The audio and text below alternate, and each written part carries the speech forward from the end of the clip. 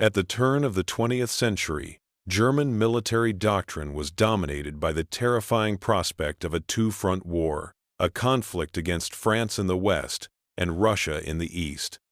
To solve this existential dilemma, Field Marshal Alfred von Schlieffen, chief of the German General Staff, developed the ingenious, audacious plan that would bear his name.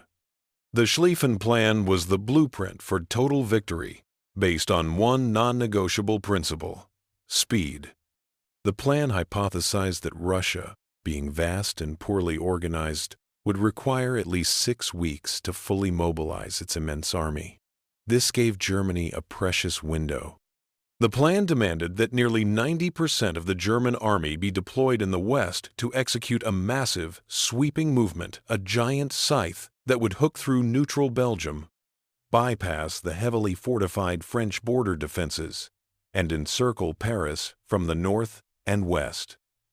The French army would be trapped against the German right flank, crushed in a decisive battle, and forced to capitulate, all within the 6-week deadline. Only then would Germany pivot to face the full might of mobilized Russia. The success of the entire plan rested on its unwavering commitment to aggressive speed and its absolute confidence in a swift French defeat. The Schlieffen Plan, while brilliant in its strategic boldness, contained critical flaws and was further weakened by subsequent modifications. The original plan demanded an overwhelming strength on the extreme right wing, the scythe, to ensure the force enveloping Paris was strong enough to sweep deep. Crucially, Schlieffen retired in 1906, and his successor, Helmuth von Moltke, the younger, inherited the responsibility. Moltke, lacking his predecessor's confidence in absolute aggression, began to weaken the plan.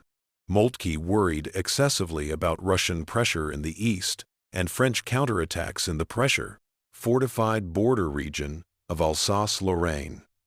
He began siphoning off divisions from the critical, decisive right wing to reinforce the defensive lines in the east and south.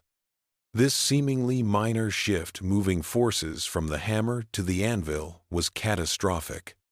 It lessened the numerical superiority of the sweeping right wing, reducing the scythe from a massive, overwhelming force to one that was numerically matched and logistically strained. The original strategic genius of the plan was sacrificed for a nervous, defensive safety that ultimately doomed the entire operation. The most devastating political consequence of the Schlieffen Plan was its necessity to violate the neutrality of Belgium. Belgium was crucial because its territory offered the only clear, unfortified path to outflank the French army. However, Belgium's neutrality was guaranteed by an 1839 treaty, a cornerstone of European stability, and Britain was one of the treaty's guarantors. German military planners had dismissed Britain's intervention, believing that Britain, bogged down by internal issues and lacking a large standing army, would not go to war over a mere scrap of paper. This arrogance was the final, fatal political miscalculation. When German troops crossed the Belgian border on the 4th of August 1914, Britain immediately declared war.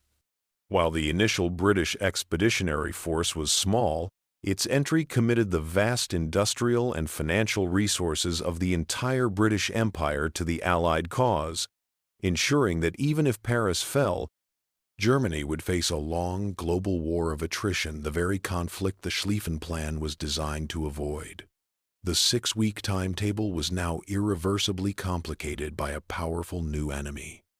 The Schlieffen Plan's requirement for speed hinged on German forces slicing through Belgium unhindered. This assumption was immediately shattered by the fierce, unexpected resistance put up by the small Belgian army. Specifically, the German advance was checked at Liège, a critical choke point defended by a ring of 12 massive modern concrete fortresses. The plan had accounted for Belgian resistance, but had wildly underestimated its tenacity and the strength of these fortifications. The German advance was brought to a dead stop for nearly 2 weeks in early August 1914. The standard German siege artillery was powerless against the specialized design of the forts. To solve the problem, the Germans were forced to rapidly deploy massive, custom-built siege mortars, including the famous Big Bertha 420 mm howitzer. The time spent pounding Liège was time the French were using to mobilize and position their armies, and time the British were using to land their small but professional British Expeditionary Force. The plan's rigid 6-week schedule was already irreparably compromised, forcing the entire timetable of the invasion into an unforeseen delay. While the Belgian forts at Liège created the first critical delay, the main German forces were soon engaged in the battles of the frontiers across August 1914. These battles saw the initial clash between the massive German right wing and the French forces, including the newly arrived, though small, British Expeditionary Force. Despite the modifications made by Moltke, the German armies generally achieved tactical victories, pushing the French and British into a general retreat south and west. However, the French and British armies, though retreating, were not destroyed. They fought tenacious delaying actions that inflicted heavy casualties on the advancing Germans, and critically, forced the German advance to constantly maneuver and deviate from the rigid schedule. Moltke, receiving reports of strong French counterattacks in the fortified regions of Alsace-Lorraine and fueled by anxiety, made a second fatal strategic error. He ordered 2 more army corps to be transferred away from the decisive right wing to reinforce the southern armies. This continuous bleeding of the scythe further reduced its numerical superiority and, combined with the logistical strain of the advance, meant the German forces were exhausted and stretched thin. Unable to deliver the crushing, decisive blow the Schlieffen Plan demanded. As the German right wing raced across France in late August, the operational command structure began to collapse. The advance was so fast and the logistical support so poor that wired communication broke down completely, leaving Moltke at his headquarters in Luxembourg largely blind to the true state of his armies. Decisions were left to army commanders in the field, who were exhausted and focused primarily on local threats. The commander of the crucial First Army, General Alexander von Kluck, made a fatal, unauthorized decision. Instead of continuing the wide sweep west of Paris to fully encircle the French capital, the absolute linchpin of the Schlieffen Plan, Kluck, believing the French forces were already broken and retreating east, ordered his army to pivot east of Paris. His intent was to trap the French between his army and the Second Army. This exposed his right flank and, most importantly, left the massive French reserve garrison in Paris entirely free to maneuver. This single tactical error, born from poor communication and misjudgment, rendered the Schlieffen Plan's entire premise, the envelopment of Paris, null and void. Kluck's decision to pivot his First Army exposed a critical opportunity for the retreating Allied forces. On the 4th of September 1914, French reconnaissance aircraft spotted the exposed German flank just east of Paris. French Commander-in-Chief General Joseph Joffre immediately ordered an all-out counterattack. The attack was launched from the formidable Parisian garrison, which Kluck had foolishly left unchecked, striking the exposed side of the German First Army. To rush troops to the front, the military governor of Paris famously requisitioned a fleet of taxis, the Taxis de la Marne, to shuttle thousands of fresh infantry to the battle line. This frantic but effective mobilization was the beginning of the First Battle of the Marne.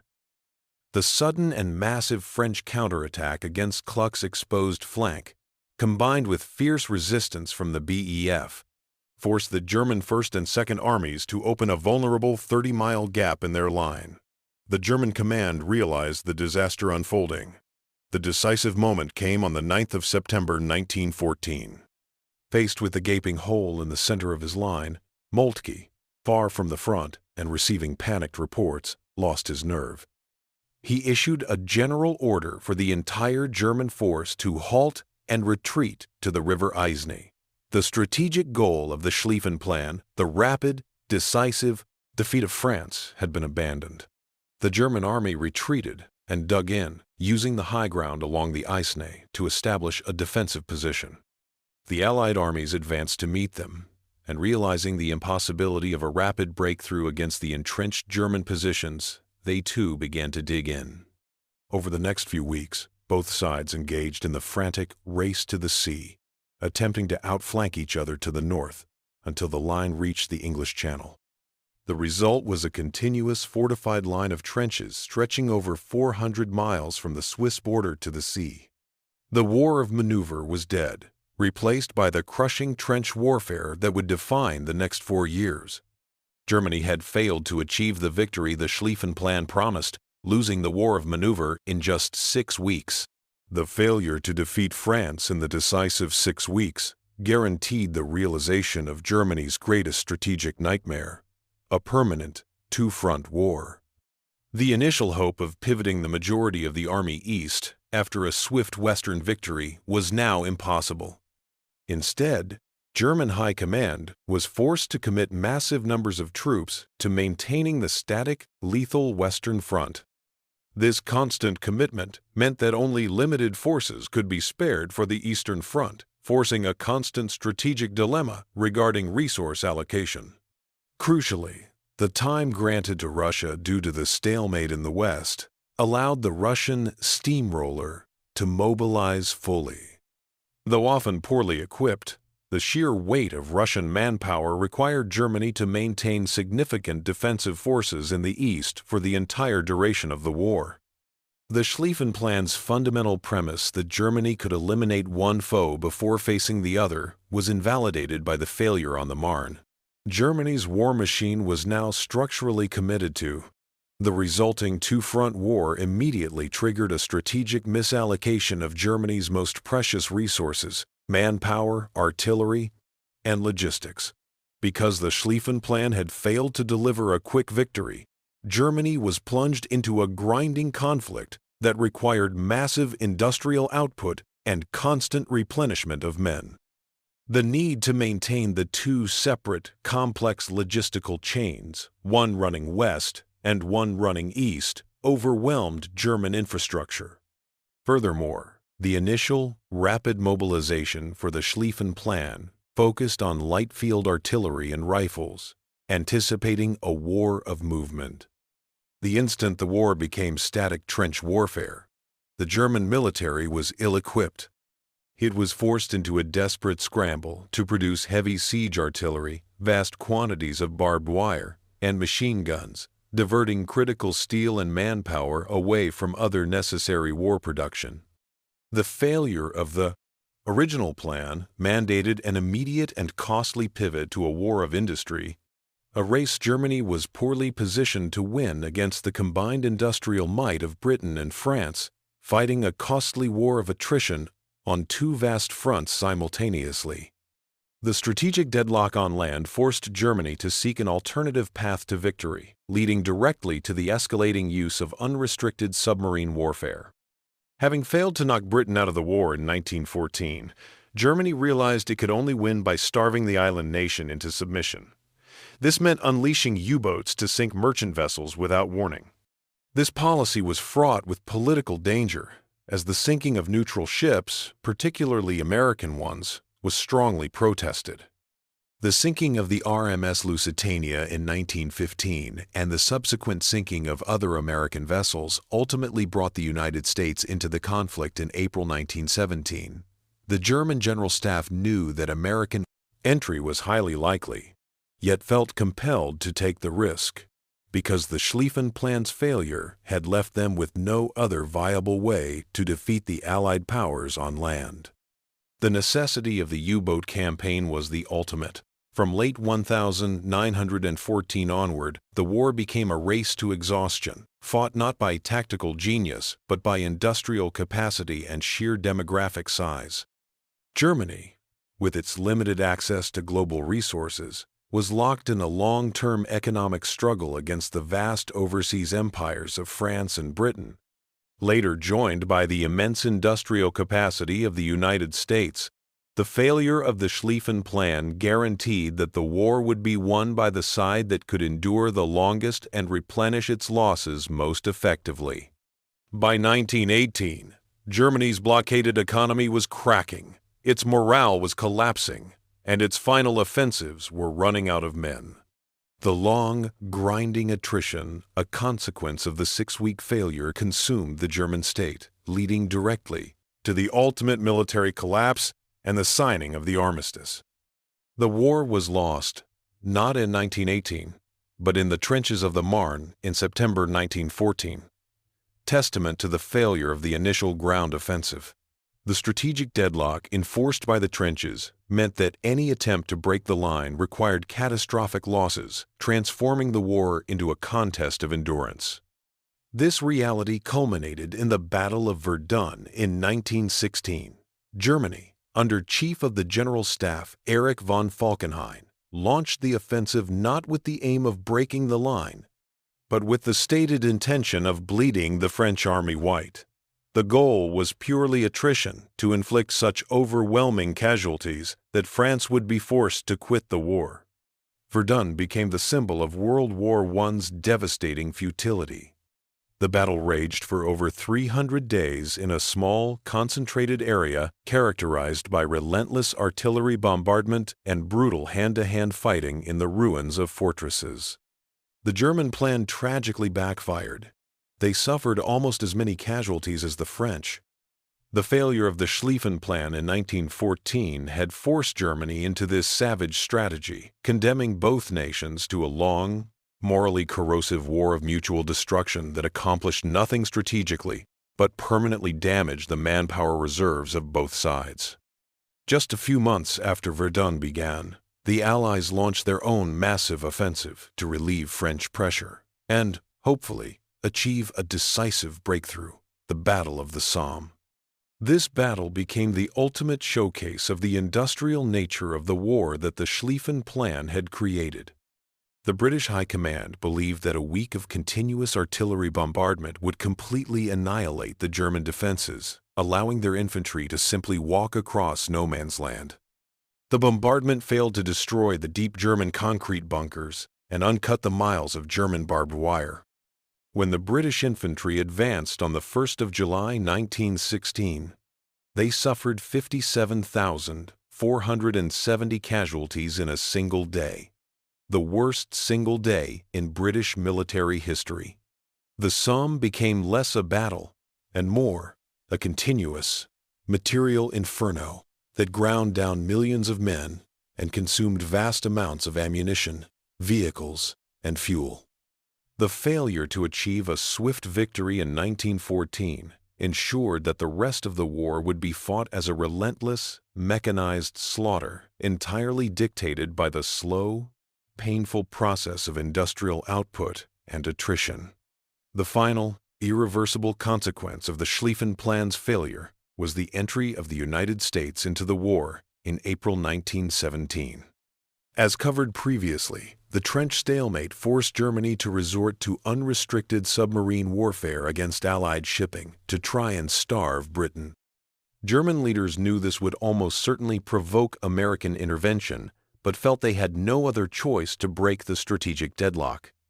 The political risk became reality, with the sinking of American ships and the discovery of the Zimmermann telegram.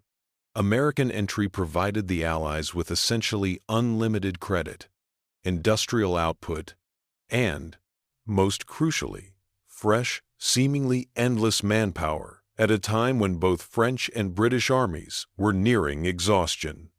The initial 6-week failure in 1914 had created a 4-year global conflict where Germany's limited resources were now facing the boundless industrial and demographic power of the United States, the very force that would ultimately guarantee the final Allied victory. While the frontline troops endured the slaughter of the Somme and Verdun, the German home front began a slow, terminal collapse, a collapse directly caused by the failed Blitzkrieg. The British naval blockade, which was instituted immediately upon Britain's declaration of war due to the Belgian invasion, was devastatingly effective. German civilians were quickly deprived of access to overseas trade, food, and raw materials.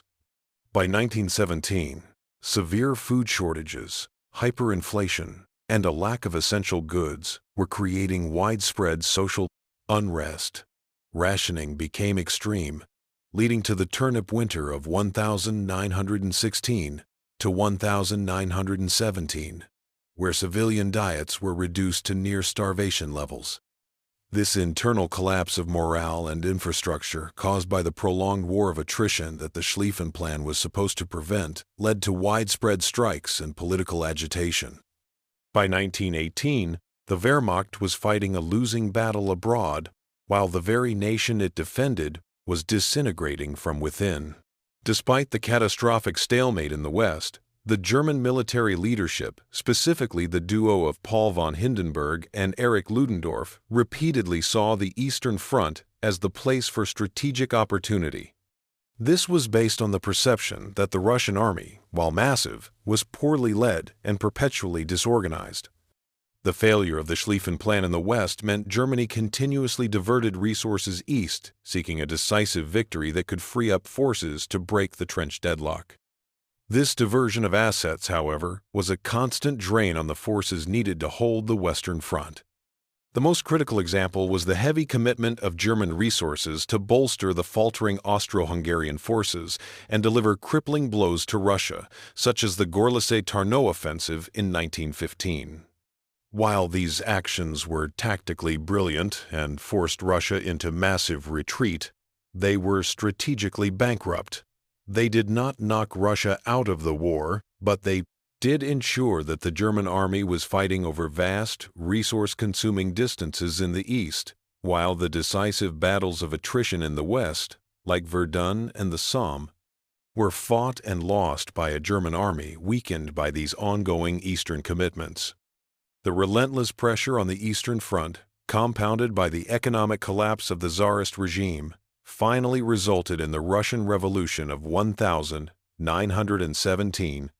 The ensuing chaos and the rise of the Bolsheviks led Russia to sue for peace, offering Germany a temporary and highly misleading sense of triumph. In March 1918, Germany dictated the terms of the Treaty of Brest-Litovsk, seizing vast territories, including Ukraine, Poland, and the Baltic states. This massive diplomatic victory, however, was another strategic trap born from the Schlieffen failure. Even with Russia officially out of the war, Germany was forced to commit over 1 million troops to garrison the newly acquired eastern territories. These forces were tied up, enforcing the treaty, guarding supply lines, and fighting local insurgency, preventing them from being transferred to the Western Front, where the decisive battle against the incoming American forces was imminent. Germany had won the East, but at the cost of failing to reinforce the West when it mattered most. With the Eastern Front finally quiet, General Erich Ludendorff, the de facto leader of the German war effort, realized the absolute necessity of striking a decisive blow in the West before the full weight of the American army could arrive. This led to the launch of the Spring Offensive, also known as the Ludendorff Offensive. In March 1918, Ludendorff transferred the experienced troops freed up by Brest-Litovsk to the west, using new stormtrooper tactics for rapid, concentrated attacks designed to break the four-year-old stalemate. The initial assault achieved spectacular gains, driving deeper into Allied territory than at any time since 1914. However, the offensive suffered from the same core flaw as the original Schlieffen Plan: logistics. The German attack advanced faster than its supplies could follow, leaving elite stormtroopers hungry and exhausted. The failure of the initial plan had prolonged the war just long enough for the United States to commit its immense resources, and by the time the spring offensive ran out of steam, fresh, well-supplied American divisions were arriving daily to plug the gaps. The moment the Schlieffen Plan was derailed in 1914, the long-term entry of the United States became inevitable. By the summer of 1918, the consequences of that initial failure were fully realized. The American Expeditionary Force, AEF, or Doughboys, arrived on the Western Front at a rate of over 250,000 fresh, untouched soldiers per month. These troops were decisive in repelling the final desperate assaults of the Ludendorff offensive. The arrival of the Americans provided the strategic and psychological turning point. The German army was exhausted, demoralized, and starving, having committed its last reserves in the spring offensive. The Allies, bolstered by the limitless manpower and industrial power of the AEF, launched the 100 Days Offensive in August 1918. This sustained Allied counterattack proved unstoppable, shattering the German morale and driving them into continuous retreat. The failure to secure victory in 6 weeks meant Germany was ultimately defeated by the fresh armies it had failed to keep out of the war. The failure of the Schlieffen Plan in 1914 had trapped the German army in a strategic predicament it could never solve. The subsequent war of attrition forced the development of highly specialized, costly, and ultimately defensive tactics. While German military innovations like the stormtroopers and infiltration tactics proved tactically superior in 1918, their success was rendered meaningless by the strategic failure of 1914. These brilliant tactics required fresh, elite troops, and after the immense casualties taken during the failed Ludendorff offensive, Germany simply ran out of reserves. The Allies, on the other hand, adopted a strategy of all-arms warfare, coordinating tanks, aircraft, and infantry effectively. The arrival of massed American manpower meant the Allies could afford to absorb tactical losses and still maintain the strategic initiative. Germany had been forced to expend its best resources, developing offensive tactics to solve a problem that was fundamentally strategic: the exhaustion of its nation's ability to wage a two-front war. The military collapse on the Western Front quickly translated into political and social revolution at home. The years of blockade, starvation, and the endless casualty lists all consequences of the prolonged war had broken the German home front's will to continue fighting. The decisive internal collapse began in late October 1918, not on the front line, but in the naval bases. Faced with orders to launch a futile, final suicide mission against the British fleet, the sailors of the High Seas Fleet at Kiel mutinied. This quickly spread, leading to widespread worker strikes and the establishment of revolutionary workers' and soldiers' councils across Germany. This internal revolution meant that by November 1918, the political structure of the German Empire had completely disintegrated, forcing the military leadership to confront the reality that the war was not just lost on the battlefield, but lost within the nation itself. In late September 1918, realizing that the front was utterly broken and that the entry of the Americans had made victory impossible, General Erich Ludendorff, the man who had led the failed 1918 offensive, made a stunning admission to the Kaiser and the civilian government. The war was lost, and an immediate armistice must be sought to prevent a complete invasion of Germany. This admission formally ended the military's 4-year domination of policy. However, the military's willingness to shift the burden of defeat onto the nascent civilian democratic government created a poisonous political legacy. The swift collapse, which seemed to happen without a decisive enemy invasion, fueled the insidious stab-in-the-back myth. This dangerous propaganda claimed that the undefeated German army had been betrayed by treacherous politicians and civilians at home, a myth that would later be weaponized by extremist groups like the Nazis, paving the way for the next global conflict.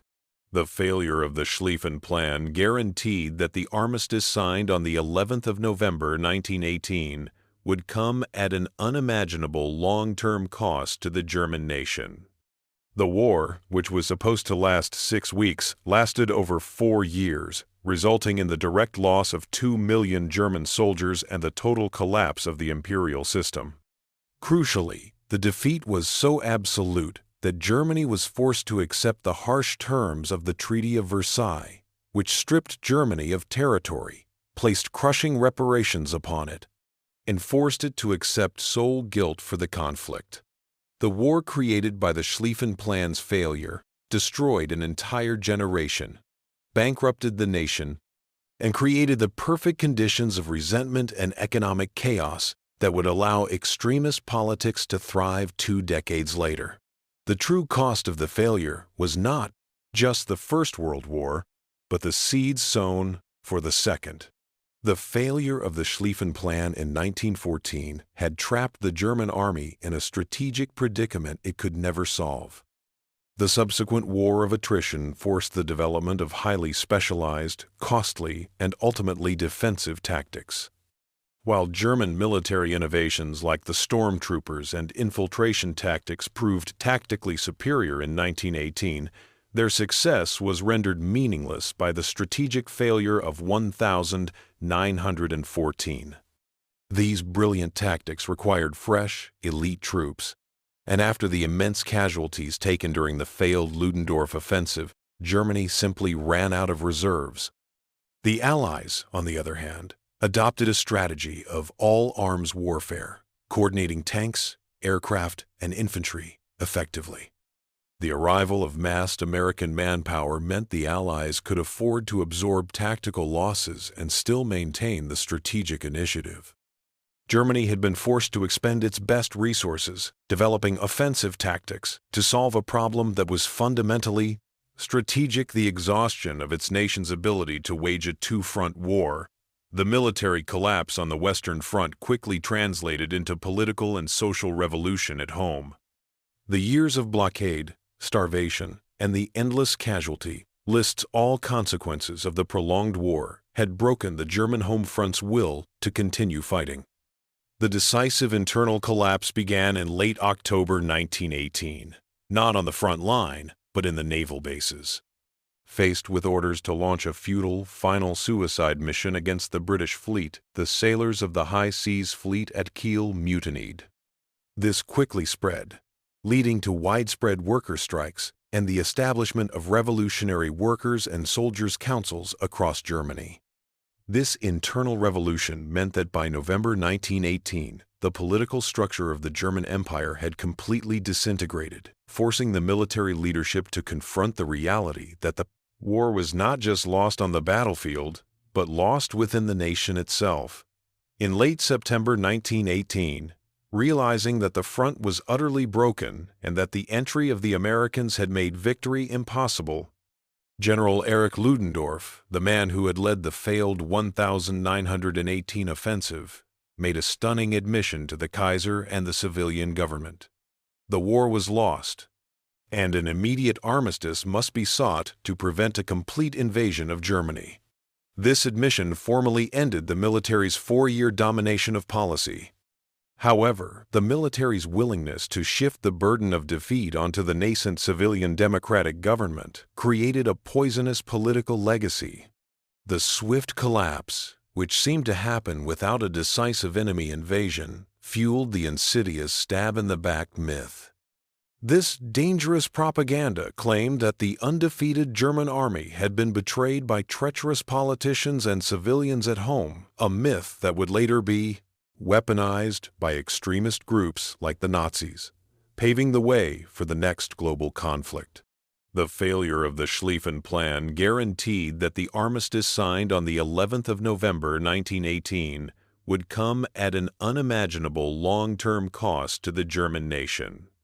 The war, which was supposed to last 6 weeks, lasted over 4 years, resulting in the direct loss of 2 million German soldiers and the total collapse of the imperial system.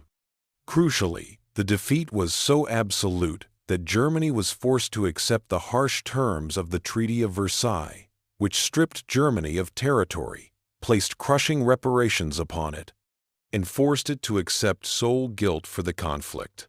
The war created by the Schlieffen Plan's failure destroyed an entire generation, bankrupted the nation, and created the perfect conditions of resentment and economic chaos that would allow extremist politics to thrive 2 decades later. The true cost of the failure was not just the First World War, but the seeds sown for the Second.